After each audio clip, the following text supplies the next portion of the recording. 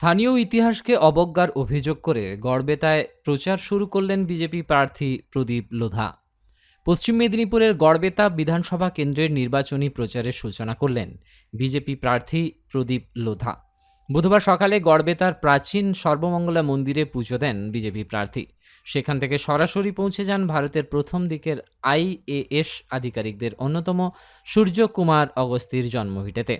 জন্মভিটার মাটি মাথায় তুলে নিয়ে আনুষ্ঠানিকভাবে প্রচার শুরু করেন প্রদীপ লোধা। এদিন তিনি বলেন, সূর্যকুমার অগস্তির মতো একজন মহান ব্যক্তিত্বকে আজও যথাযথ সম্মান দেওয়া হয়নি।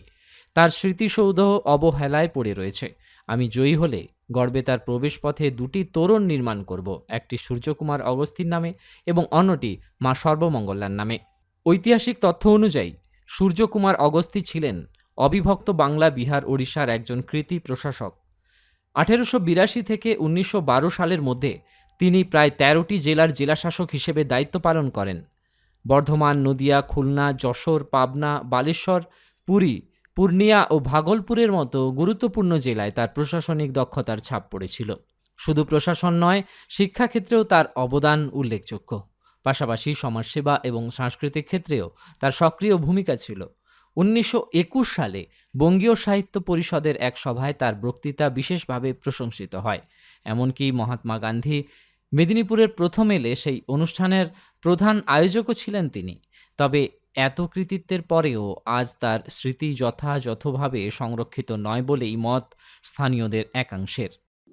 ভারতবর্ষের গর্ব তথা গর্বেতার গর্ব আমাদের এসকে আগস্তি নামে যিনি বিখ্যাত হয়েছিলেন, সূর্যকান্ত আগস্তি।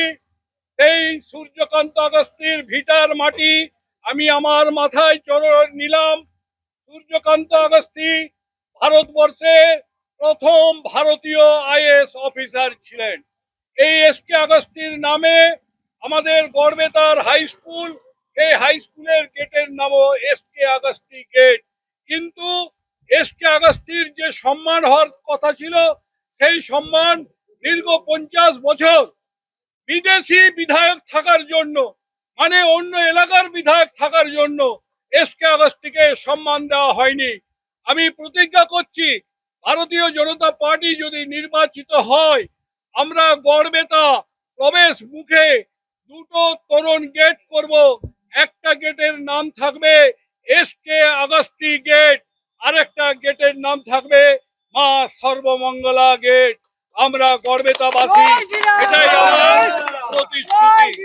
চিন্তায় পড়ে গেলাম, আমাদের এই বেলদা এলাকায় বাচ্চার জন্য ভালো কোনো ইংলিশ মিডিয়াম স্কুল কি নেই?